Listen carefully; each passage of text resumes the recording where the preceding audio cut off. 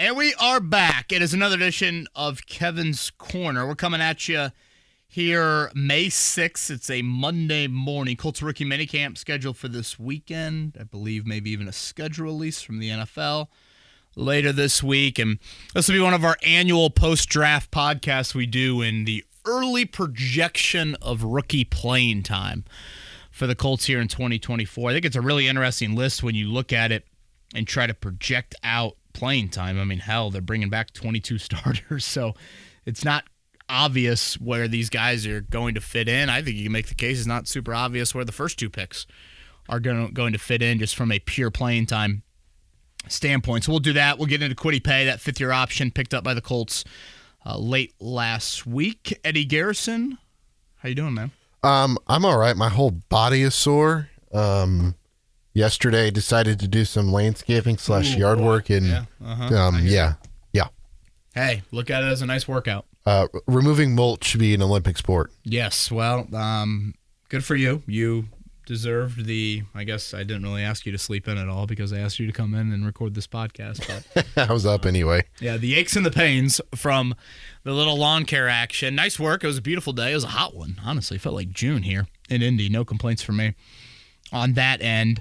Okay, before we get to rookie playing time, I want to start with Kwity Paye, Eddie. And again, that fifth-year option picked up for 2025, $13.4 million. I would say it's probably one of the few times that I think Chris Ballard has handed out some money in that I don't think it's truly been earned quite yet. And, to be fair, the fifth-year team option, there's always a projection with it. It's kind of the one time that you're really giving a guy future money at such a young age. It's not the end of the world by any means. I probably would not have done it. To me, it's just, when you draft a rusher, when you draft a defensive end at 21, like he was, to me, you have to have a pass rush element with your game that's at a higher level than what he has proven so far in the NFL. If you look at the pressure numbers last year, I think it was north of 70. I want to say he was like 78th in the league. Quarterback knockdown, quarterback hit number, really, really poor. Sacks, had 8.5, which is a fine number, I think, for year 3. But again, just so much of that comes down to pressure rate being a truer indicator of what you're getting there. And I'd like to see a higher number at that spot. I'm curious the ramifications this will have for like a Dayo Adangbo and what his future looks like here in Indy. Dayo now in a contract year. Kwity's contract year will not happen right away. And $13.4 million, I've seen some people say, well, it's not a lot of money, blah, blah, blah. It's not going to be that much money in 2025. I think $13.4 million is a lot of money when you're Chris Ballard. When you spend like the Colts spend, $13.4 million is a lot of money. So again, it's nothing crazy from a long-term risk. I fully understand that Kwity's a very good run defender and can help you out in those areas, but I would have liked to have seen how he kind of reacted in a prove-it year. And I know some have countered with saying, well, what happens if he were to have a year of huge production and now his price tag goes up to 15 or 16 million. If Kwity Paye has that type of year here in 2024, Eddie Garrison, we're talking about the Colts as one of the last few teams standing this season.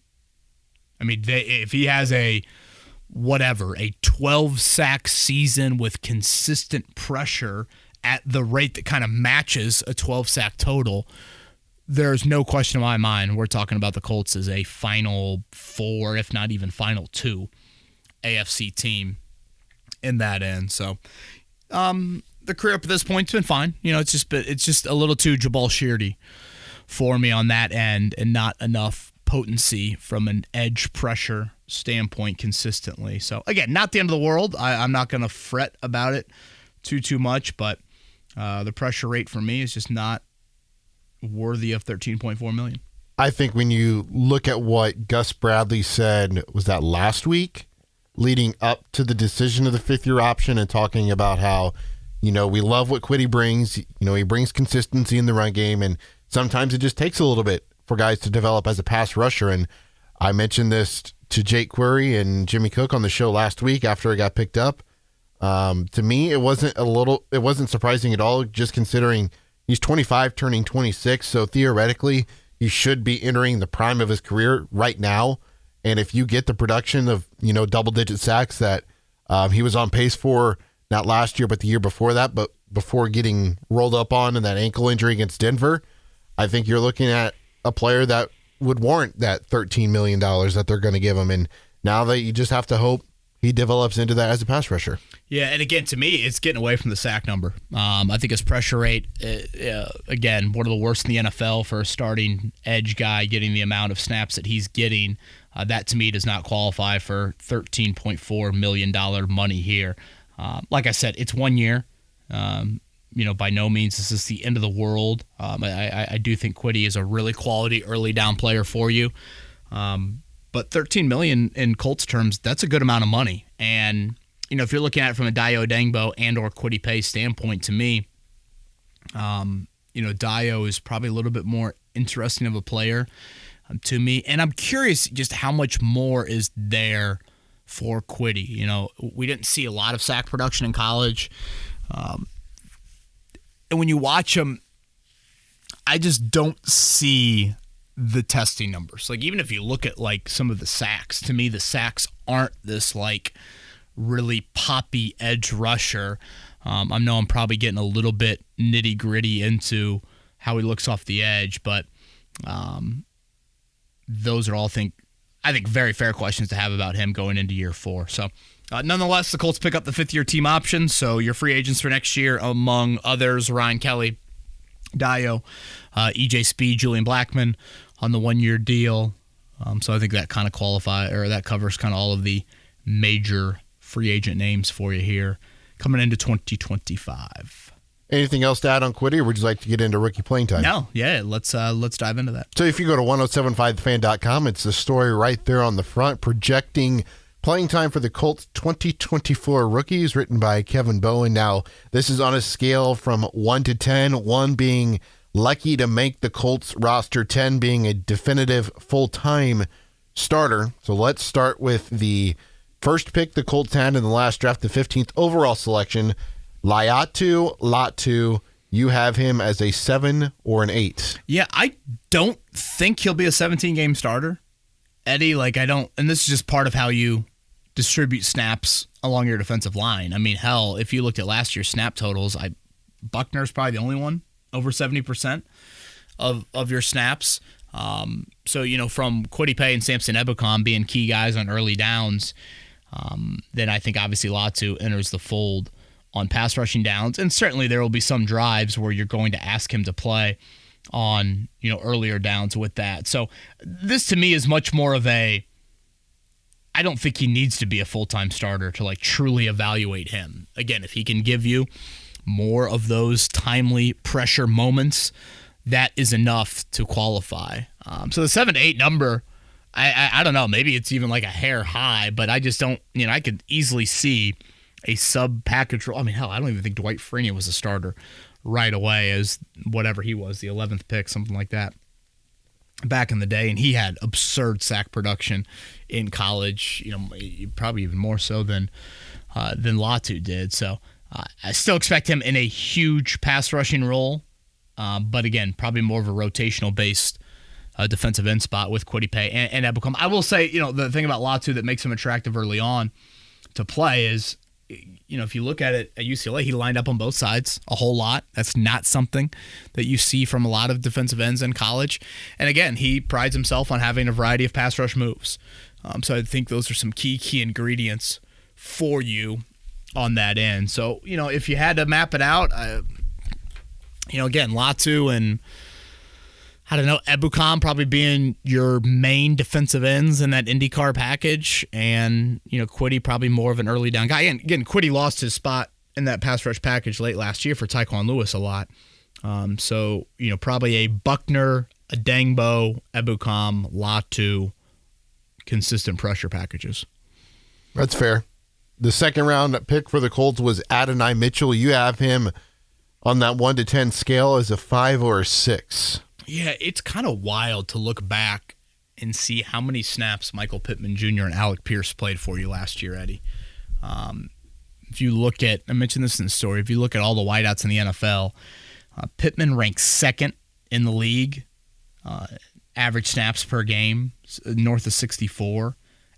Pierce ranks second in the league, north of 64, and Pittman was fourth in the league, just under 62.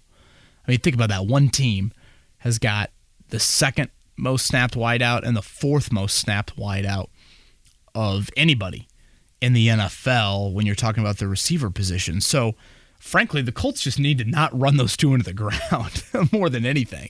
And so I think that's where A.D. Mitchell can, step out or step into the fold and help you. I probably would like to see Pittman kind of maintain a close percentage to what he has been playing, but maybe have Mitchell and Pierce split reps.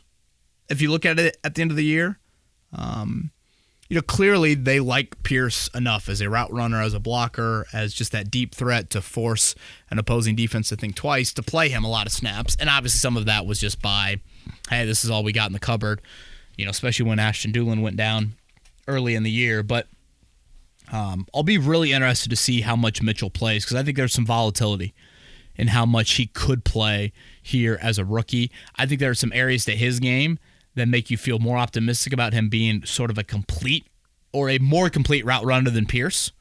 I know that's not maybe saying a whole lot, but I do think that is there from Mitchell. And I'll reiterate what I said last week on the podcast about A.D. Mitchell. I think there are some people in that building very intrigued about his talent and tapping into that. And I think there's some people in that building that were really hesitant about making him a selection. Mm-hmm.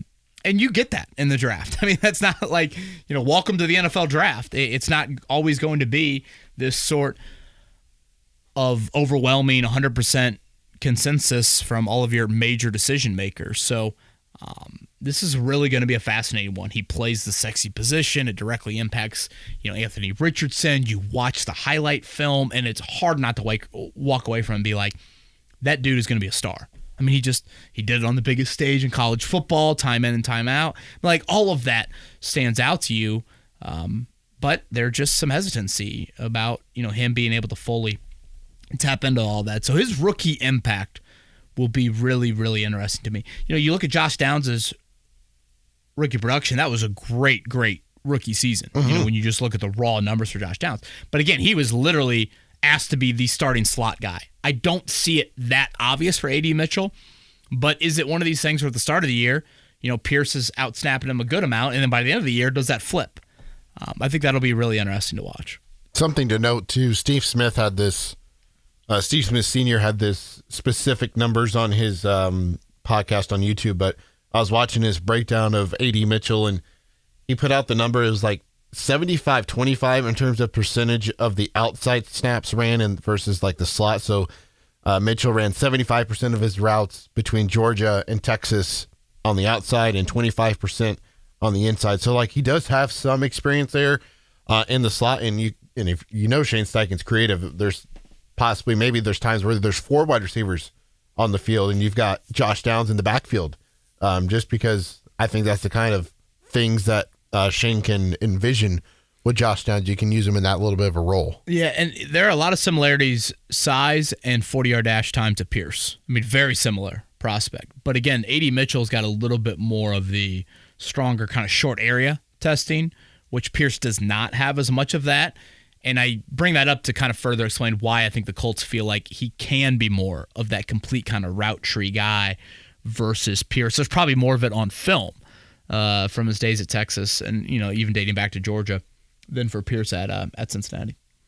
If you have nothing else to add on A.D. Mitchell, let's move on to the first offensive lineman, Matt Gonzalez. You have him ranked 4 or 5 in terms of opportunity to play. And I should have mentioned this to you at the start. We're going to throw in the Ikaika Maloe audio. That is right. Correct. Into the podcast. For those unfamiliar with who that is, that was the position coach for Latu at Washington, then went to UCLA. He's currently the defensive coordinator. He was a huge part of Latu coming to UCLA, and I thought beyond enlightening on just Latu as a person and on the field, off the field, all of that. I hope that you'll learn a lot about that from him. So again, Coach Maloe going to join us. Let's do that here once we get through these projecting of the playing time podcast. The reason why that popped in my head is because we had Matt Gonzalez, Eddie, on our show on Friday, which is where you're going to hear the Maloe interview from. Mr. Gonzalez, he dropped the old F word again. I was about to say, did Dyke didn't have to hit the dump button? Yeah, Mark Dykton, our producer, not as ready. I believe Mark Dykton almost had to hit the dump button for himself when he heard Gonzalez say the F word there. So we'll throw that on a future podcast here. But, I put up number 4 or 5 for him. And, honestly, I probably would have had a similar number for like Blake Freeland last year, Eddie. But, theoretically, he's one injury away, right? It's just where is the one injury? Is he a tackle? Is he a guard? He doesn't even, I think, fully know that. He sounds a little bit more tackle inclined than guard inclined, but that'll be something to watch for here at rookie minicamp, coming up. I remember, from really day one of rookie minicamp, Blake Freeland was a right tackle. Well, that ended up coming big time to fruition last year, and, Braden Smith going down and Freeland having to play so much. So if he's the backup at any spot, he's just one serious injury away from, being needed a huge amount. It's just hard to kind of peg exactly where that is for him. I'm fascinated to hear your reasoning why you have Matt Gonzalez as a 4 or 5 on the 1 to 10 scale, but you have Tanner Bortolini as a 3 or a 4. Yeah, again, Bortolini, the light at the end of the tunnel is much clearer. It's center of the future. But this is just 2024 rookie playing time. Bortolini, I think there's some questions about him strength-wise. How much does he just need a full NFL, whatever, offseason program, weight room, et cetera, to feel good about that? I think the Colts have more interior options than they do exterior options. Exterior is not the right word, but more inside options than they do outside guys. If you think about it outside, it's really just Blake Freeland. Yeah. The inside guys are Josh Sills. We'll see about Danny Pinter coming off the injury, and Wesley French. So there's just a few more bodies interior-wise than there are, again, out on the outside. So that's why, again, I dropped his number a little bit. And, some might say, hey, Gonzalez, he played through a foot injury and, only played 3 games as a senior. How ready is he going to be? Well, he participated at the Pittsburgh Pro Day, and all accounts are, he's going to be ready to go for the spring. I guess we'll find out here soon. I just don't see Bortolini, even though he played a ton at Wisconsin, I don't see it as, oh yeah, he's 1,000% going to be this backup heading into year one, or even competing with Will Fry. So it's probably a coin flip. I mean, hell, I only am one number off on the 2, but I did consciously think about it, Eddie. So I'm glad you brought that up. Why are you a little bit higher on Gonzalez and his rookie playing time than Bortolini? It comes to do with one, I think, could be a backup tackle, maybe even your swing tackle, and the other one maybe could be your swing guard, swing interior guy. I was going to say, history has shown over the course of his career that Ryan Kelly is the most nicked up out of all 5 offensive linemen, and right behind him is Braden Smith. And we already know that Tanner Bortolini is not a tackle, so you would expect him to be the guy that would step in for Ryan Kelly if he were to miss time. Yeah, that's pretty much why my thought process went where it did. Yeah, Kelly had a really healthy year for him, so yeah. The next pick, Anthony Gould. I think you have him ranked higher than most people. And I think this is solely because of his special teams priority that he'll probably get over some of the other players. You have him as a 6 or a 7. Yeah, that's spot on, Eddie. I mean, it's purely because I expect him to be the starting return man in both units from day one, punt and kick. And, then just that gadgety role where Shane Steichen wakes up one week and says, let's get Gould involved on offense this week with whatever package you have carved out for him. But, yeah, I've said it time and time again since he was drafted.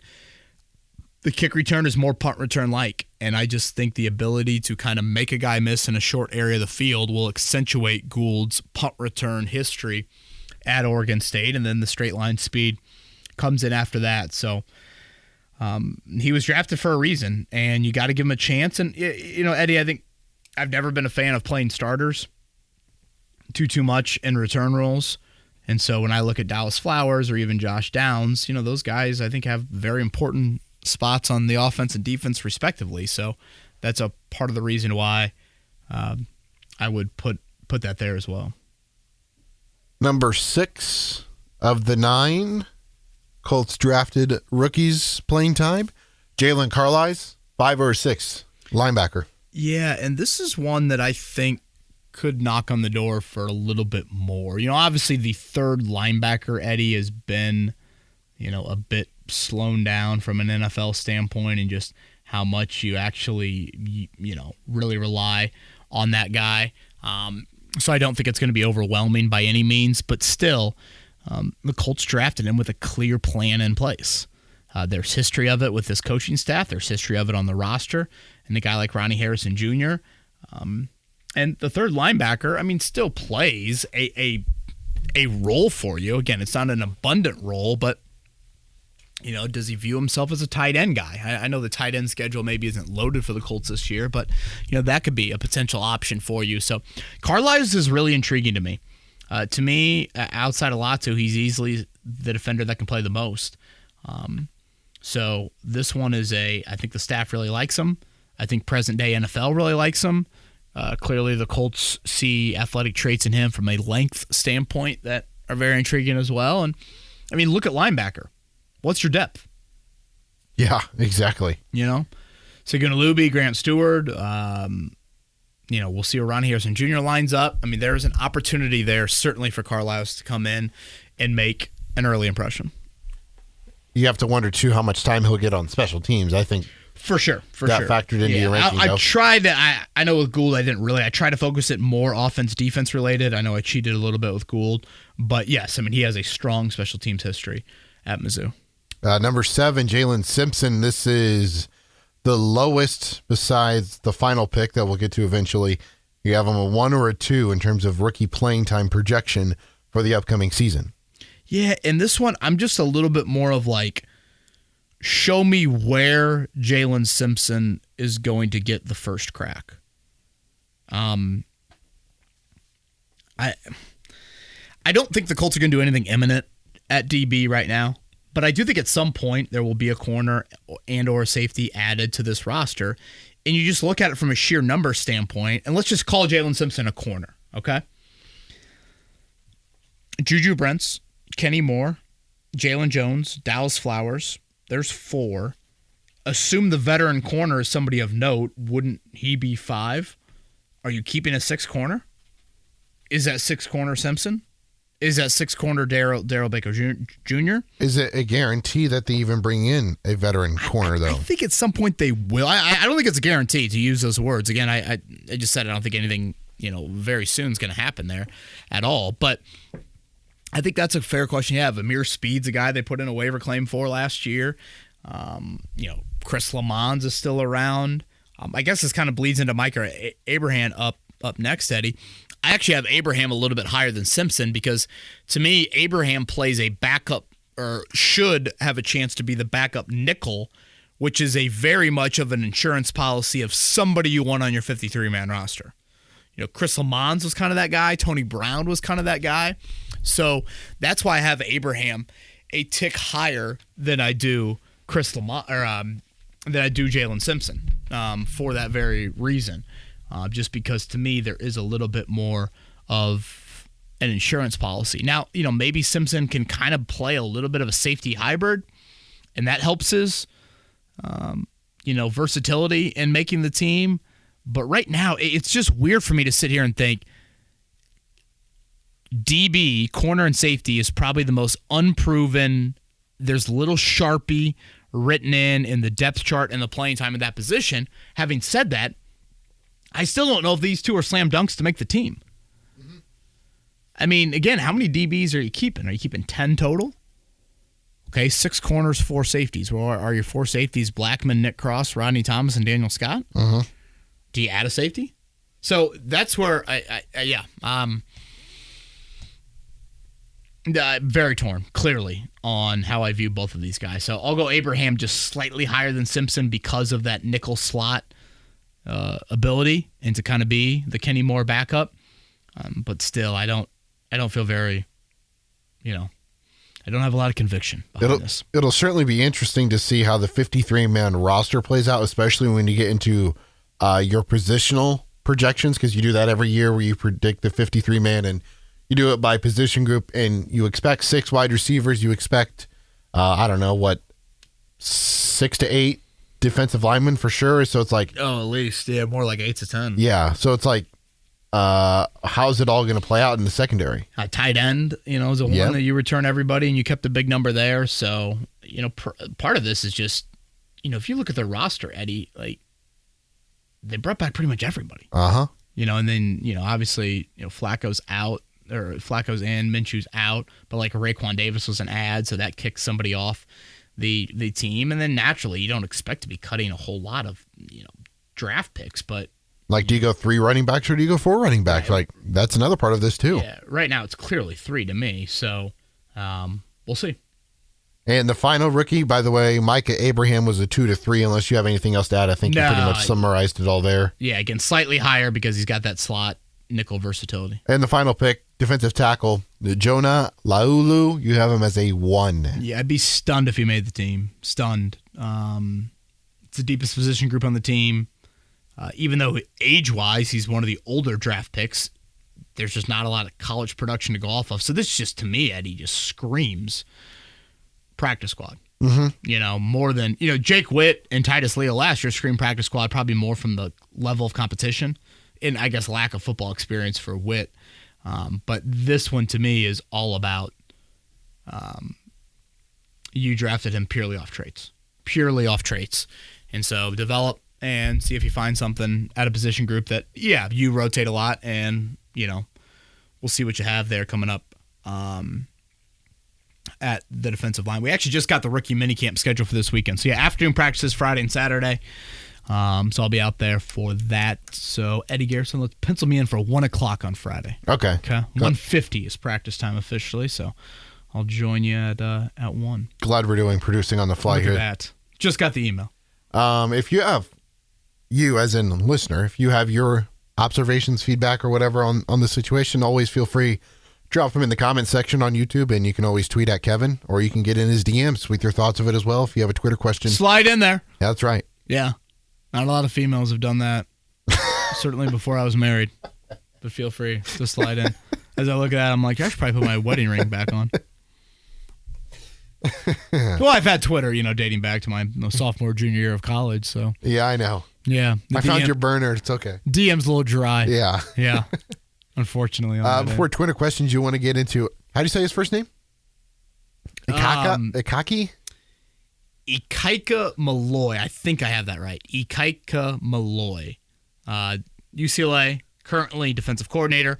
Washington, position coach for Latu. I really enjoyed the combo, and I hope you will as well. Again, this is from our morning show, The Wake Up Call with KB and Andy. Good morning to Coach Maloe here as we are getting into more of Latu and the draft pick for the Colts at 15 overall. Coach, I got to start here. I'm a little nervous to ask, and we cannot thank you enough. Are you out in the West Coast right now? Is it really 6:30 local time, and you agreed to do this call? Yeah, actually, I'm actually finishing up my workshop walk. I kind of walk around the campus and get my mind right and clear before I get here. But I usually get in about 5:30. I just want to make sure I'm here before any players, in case like someone like Latu wants to watch film. Now, would Latu have been a guy showing up at the crack of dawn? Always. He actually still does it. Like on the off season. I'm talking about getting prepared for the draft. He was in the training rooms, our training rooms at 6 a.m. So he would do his treatment. He did his workout with Eddie in terms of his pass rush and getting ready for the combine. Then he would come back in the afternoon, get more treatment. And then by 4 o'clock, when I started to do my workouts, he was back in the weight room. So I think the Colts organization did a great job in terms of evaluating him. I think you guys will be proud as Colts fans of the person you're about to get. Coach, thank you so much for joining us. I heard yesterday you were on with our afternoon guy, and you told this story, and I want you to tell it again, and maybe we'll have some follow-ups. But, Latu's story is really amazing. He's told back, around 2020 with Washington, hey, you can't play, and then he basically had to move on from football, right? And you had the conversation, with him of, do you want to become a firefighter, and what are you going to do do next kind of in your life? And then you fast forward a couple years later, you're at UCLA, and he finally gets cleared, and he goes on the field, and he does what he does. But can you tell us at the very beginning where you guys found out, hey, this is not a stinger, you are really injured here, he could not get cleared, and then you guys kind of make the voyage to UCLA, and Coach, the rest is history. He ends up being a first-round draft pick over the weekend. Yeah, so, he had a stinger in practice. So we pulled him out, and we told him he could just relax for the rest of practice. The next morning, I had to call the doctor and said that stinger, what we thought was a stinger, is still there. His arms are numb. So they ended up taking him to get an MRI and found out he had a neck injury. Through that process and in that surgery, the doctors then thought they deemed him unable to play athletically anymore. And obviously, when you talk to an 18-year-old, 19-year-old kid who just played as a true freshman, that'll be hard for him to handle. So that being said, he went through a really dark time. We did not let him with the team meetings or the position meetings. He wasn't lifting with the players.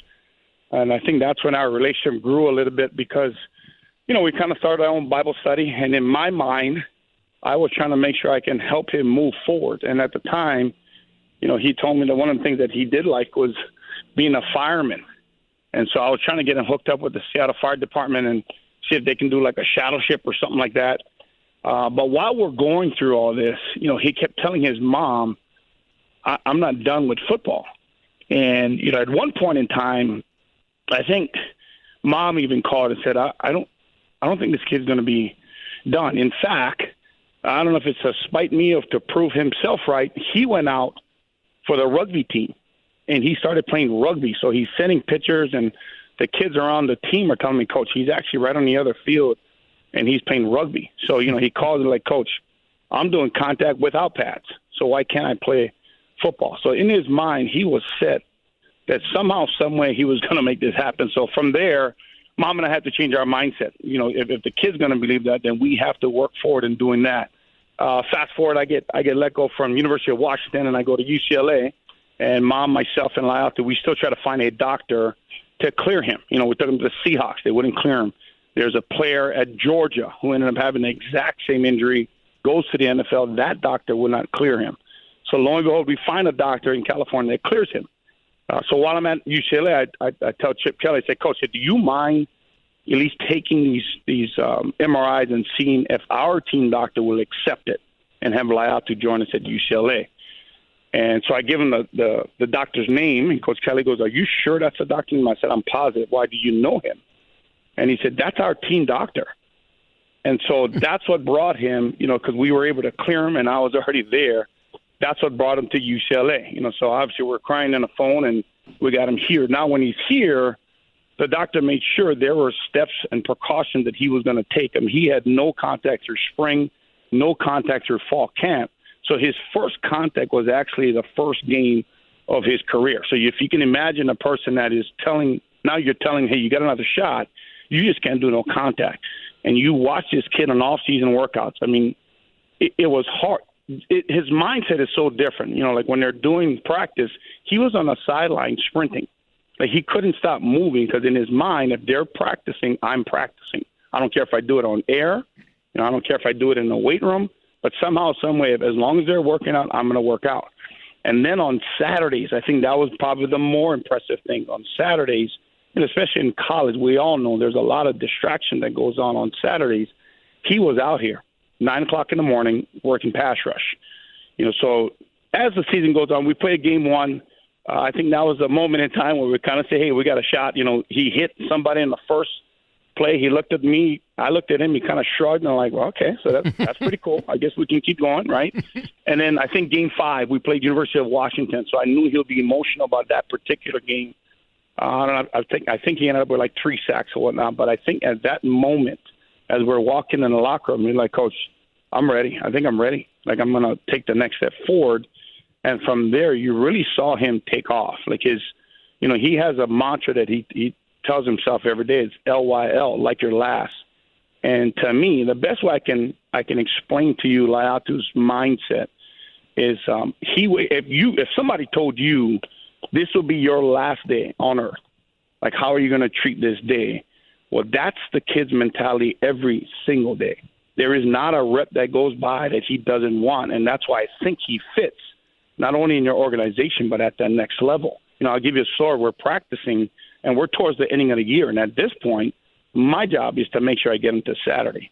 So I pull him out, and I put the backups in, and I can feel somebody breathing on my neck. And so I turn around and say, I said, bro, what are you doing? And he said, Coach, I got to be on the field. They're going to practice. I'm going to practice. I said, no, Latu. I got to get you to Saturday. Saturday is where you perform. So lo and behold, those guys are done, and the way we do it on your last rack, you sprint to the end zone. While behind me, this guy slaps me and takes off running. And he tells me, like, Coach, I'm going to get it in no matter what, so you might as well put me back in. And that's him. Like, he values and treasures every single rep he could possibly get. The pass rush part of it, I think that's what everybody's starting to recognize him for. What people appreciated in the fall, I got to appreciate on Saturday mornings beginning in January. In January, he was out there pass rushing, and it kind of became a contagious thing. And before you know it, the whole D-line was out there, which I think had a huge effect on our success as a front. But more importantly, like holidays. There's holidays coming up in May, June, so we send the kids home. His mom had to drive from Sacramento to visit her son. Like, he wouldn't leave the complex. He's like, Coach, I don't have weights at Sacramento. I don't have a field at Sacramento, so I'm going to stay here.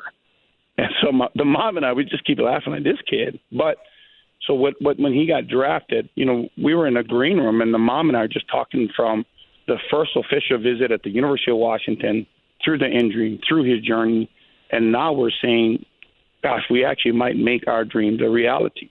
And lo and behold, he becomes not only drafted in the first round, but the first defensive player picked in the draft. And I think at that moment, that was a proud parent moment for myself as well as mom, his family, because, this is in my opinion, I think somebody should make a movie of this, because this is like a story. It's very Rudy-ish, so to speak, where, it's such an inspirational thing, but in his mind, like, that's just how he lives life. Like, he never wants to take anything else for granted because of what happened in the injury.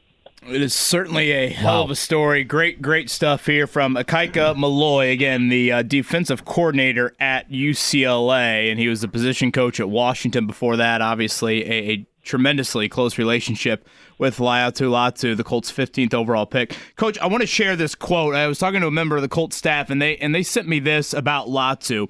He goes, there's guys who say they love football, then there's Latu, who literally had it taken away and had to scratch and claw to get it back. Literally took matters into his own hands to get back on the field. I think that is what is special about this dude and what should be highlighted. When you hear that quote, what do you think about? 100%, exactly right. I actually, this is weird to say this, but while his stay here, his sophomore and junior year, I actually had to try to encourage him to do something else other than football. Yeah, he's told us he has no interest other than football. That's it. I would call him on Sunday, say, hey, what you doing? He goes, just watching film. He had his iPad with him. I'm like, bro, go do something. Like, go, you live about 2 miles from the beach. Maybe, no, I'm good. And that's his mindset. Like, Coach hit it right on the head. Or whoever had that quote, that's exactly who you guys will get, at the Colts organization. Yesterday, I think your crew actually asked me about a comparison to the NFL. To the detail of how he pass rushes, I'm going to be really mindful of what I'm saying and who I'm comparing him to, but I think he takes it to the level of Aaron Donald and Khalil Mack.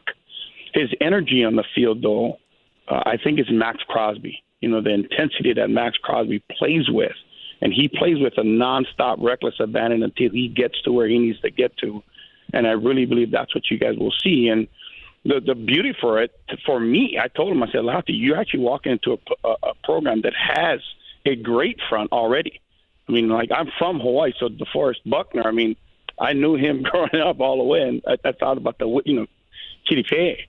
The wisdom that they already have there, it's just going to add value to what you already have, and I think you can be something special for that franchise. Coach, one thing that's really stood out to me about Latu, I was mentioning this to our listeners earlier today. First off, you guys used him in a variety of ways, like both sides of the line, in college. You know, when you ask him to describe his own game, he quickly mentions the variety of pass rush moves he has. But more than even that, which is very impressive to me, it seems like he's kind of an artist and has really embraced the science behind preparing for offensive lines week in and week out. Like, you know, he's not just some speed rusher that dominated poor competition in college. I feel like he really has embraced the art to pass rushing. Is that something you have observed in him? That's actually what I call him. I call him the artist. And the reason I said it, because I'm going to repeat what you said, it is not just the get off. At sometimes, if you actually watch him, you would say his get off is actually slower than most. But because he studies so much film in 2 steps, he's gonna know what side you're gonna give him and then what move he will execute. So he practices this obviously on Saturdays, and when he watches film, then he goes out and he tries to prepare for that certain individual. Now, when he does that, right, in his mind, this is the best of the best, then he puts them in categories. So this is, next week's opponent, that'll be in this category. Next week, the following opponent, that'll be in this category. So all of the moves he's working is really specific to that position. And then because of that, we were able to move him all across the board. If at the time we think that is the best matchup for us, we will put him at a 3 technique. Sometimes we'll put him at the 0 or the shade. And he has no problem not only pass rushing there, but he's learned to play run technique from those positions. Because, when we're on a third down, we have 4 linebackers on the field. So if they go no huddle, if they convert it, obviously they'll go no huddle. They got what they think is the better personnel. And Laiatu has learned how to play defensive tackle in case that happens. So he's really well-rounded, but he takes pass rushing to just a whole nother level and just studying. I mean, I got every single clip for him from practice to game because that's all he does. He'll open his own folder and start studying himself, and then he'll open every other folder and start studying somebody else. Again, that is Coach Maloe right there. We'll have a couple other draft-related. We had Pat Narduzzi on, head coach of Matt Gonzalez, and then we had Matt Gonzalez on as well. So we'll continue to sprinkle those in on future pods. Ready to get into Twitter questions now? Let's do it. We have 5 of them, starting with Randall. We added 2 pass catchers. Colts keep 6 wide receivers, crowded tight end room. Let's say you can keep 3. Who you got? Oh, gosh. Well, first I'd say keep 3 running backs, if I'm going to kind of pinch numbers elsewhere. I mean, didn't they keep 5 tight ends last year? Yep. Until... I'm trying to think of when Jelani Woods went on IR. I don't know, maybe went on IR really early, but Mo Alley Cox, Jelani Woods, Drew Ogletree, Will Mallory, Kylan Granson. That's 5. That's going to be tough. I mean, I'm also curious how the special teams rule changes with the kickoff will change things. Brian Mason mentioned, do you just want strictly your 11 best tacklers out there? Where in the olden days, you wanted guys that could not be spent by the time they sprinted 30 or 40 yards as well. It's worth noting out of the tight ends, Mo Alley Cox does play special teams. He is a blocker in the field goal unit, and he's a blocker in kick return. So I just don't. I'd be stunned if they only kept 3 tight ends. Stunned. If they did only keep 3, Mo Woods Granson? I don't. Listen to me laugh about it. That shows you how confident I am in even saying that. So I just think this is one of those years where maybe you look at the O-line and say, hey, do you keep 8 and try to sneak a couple to the practice squad? Is Arlington Hambright, going to be a big waiver claim guy? Is Wesley French going to be a big? I mean, theoretically, your backup 3, if you kept 8 offensive linemen, would be Freeland and your 2 draft picks. And then you try to get Sills over the practice, some of those guys over there. So great questions. I should probably spend a little bit more time on that, Randall. Sam's Twitter question is up next. Late last season, Ronnie Harrison became the team's 3rd linebacker and backup safety when injuries arose. With the Colts selection of Jalen Carlisle, do you think Carlisle becomes the team's 3rd linebacker and Ronnie Harrison moves back to safety? Or does Harrison stay as the 3rd linebacker and Carlisle gets buried in the linebacker room? Also, which golfer is better? 2023-2024 Scotty Scheffler or 2000-2001 Tiger Woods? Now, we already know the answer to that question, so. Sam, thank you so much for sending in questions. This is a great question, in my opinion, here in relation to the Harrison Carlisle linebacker. As far as the golf question, it's probably top 3 dumbest questions I've ever heard. In all due respect. If you say that, you're allowed to say anything after that, right? I suppose that, yeah. In all due respect, Sam, one of the dumbest questions I've ever heard, bar none, in the history of this podcast, in the history of this studio that we're currently in. It's always going to be Tiger Woods no matter what. The answer is always Eldrick. Thank you, Eddie Garrison, for that. This is why you're my favorite producer in the history of this podcast. Yeah, I think kind of keep Ronnie in that hybrid role. I know that maybe isn't great for him, but I just think that's kind of how present-day NFL defenses need to adapt a little bit of, hey, some weeks if we're playing run heavy, maybe throw him back there at safety and he cheats a little bit down the box. Some weeks, if they've got a great tight end, maybe it's more of a linebacker. So, safety is a really interesting position, though. It's probably the position group you have the most short and long-term questions at.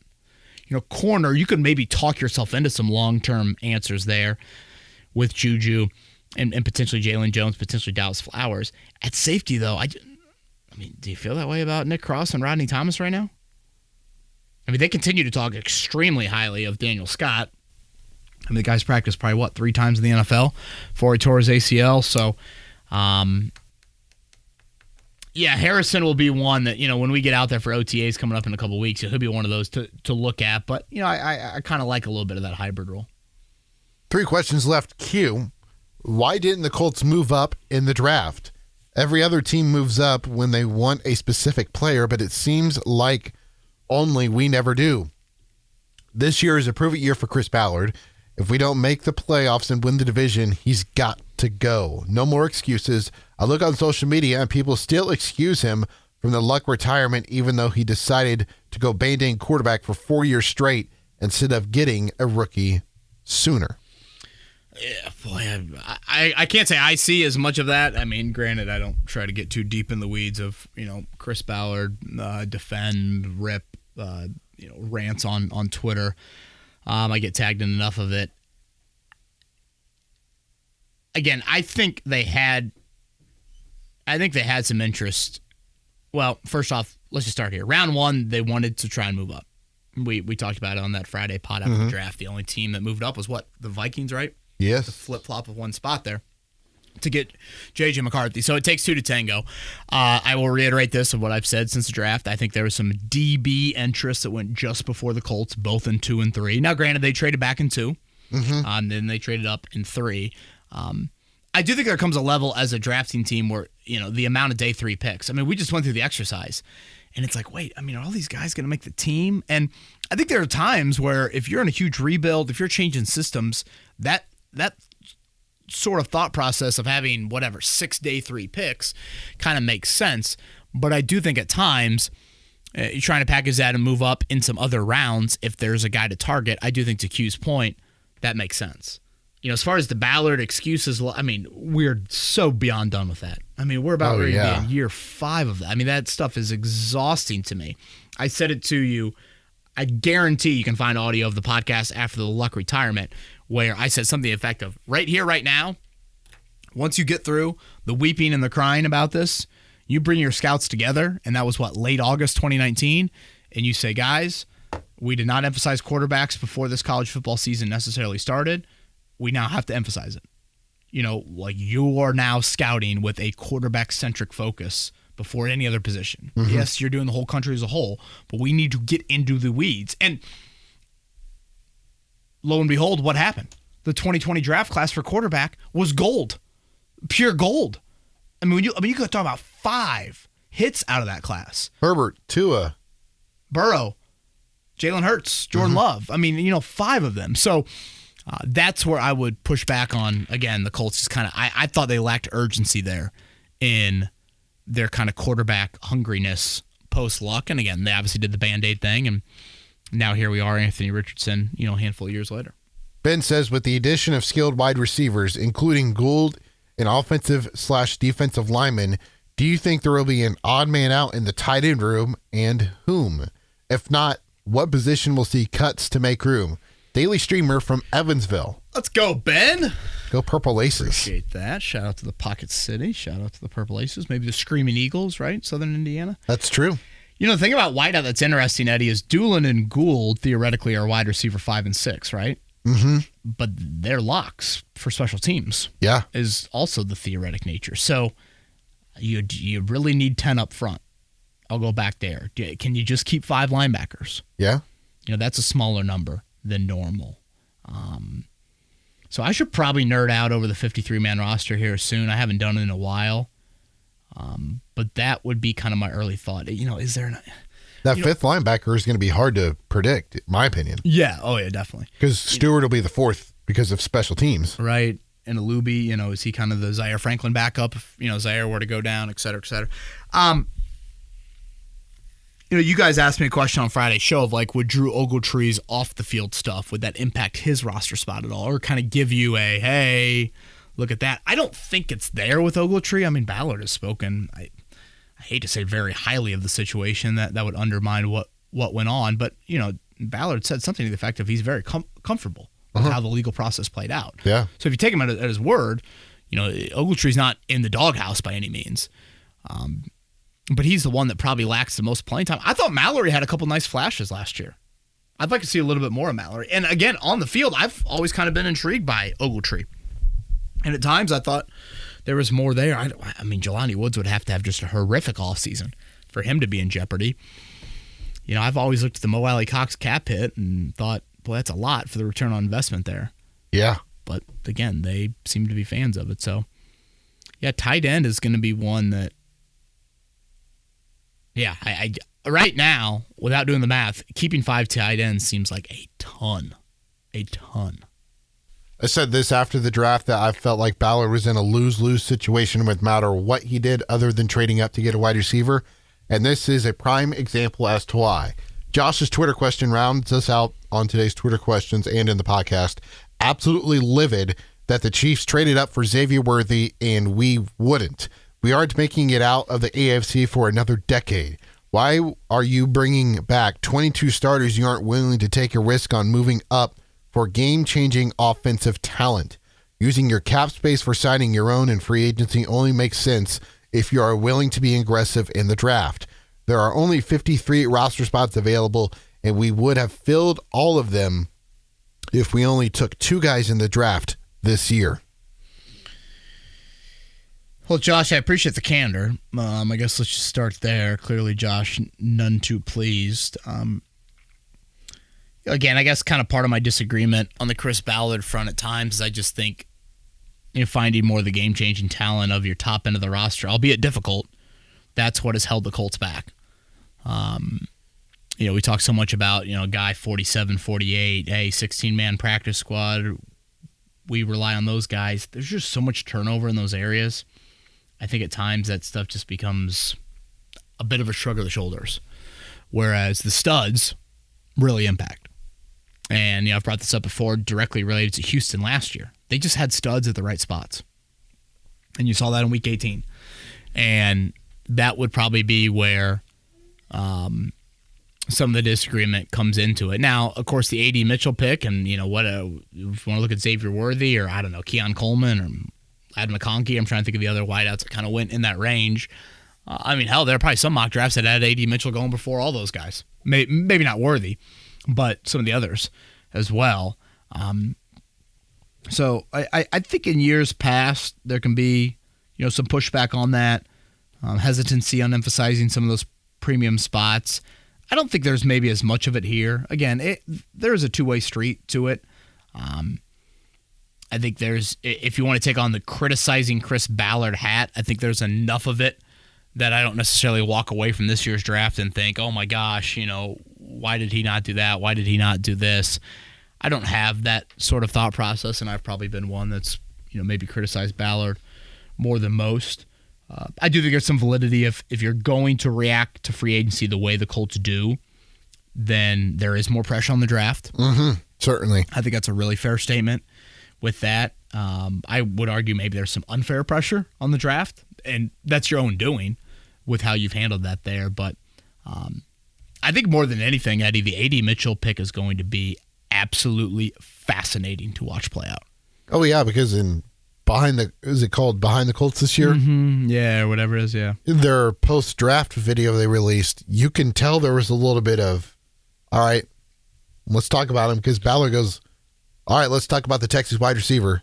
I'm like, oh, so that kind of is like. Yeah, I can't emphasize that enough. There is certain hesitancy by key people in that building when it comes to A.D. Mitchell. And that's not totally uncommon.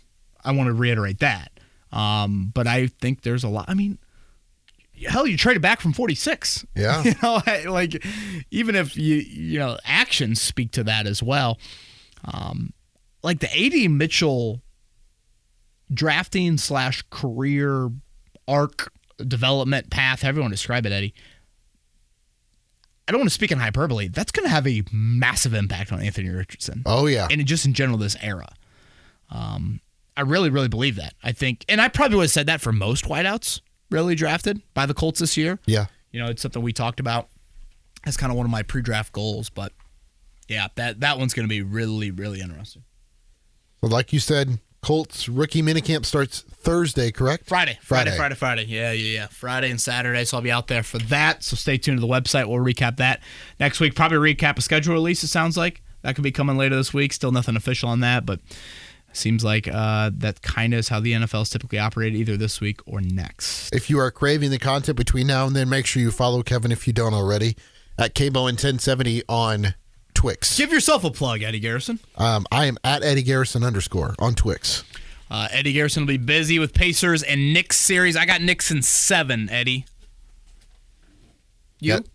6. Knicks in 6? Mm-hmm. Man, I thought you might go Pacers on that. I can't wait for it to unfold. Everybody, thank you for listening to this podcast. Have a great, great week. Kevin's Corner signing off.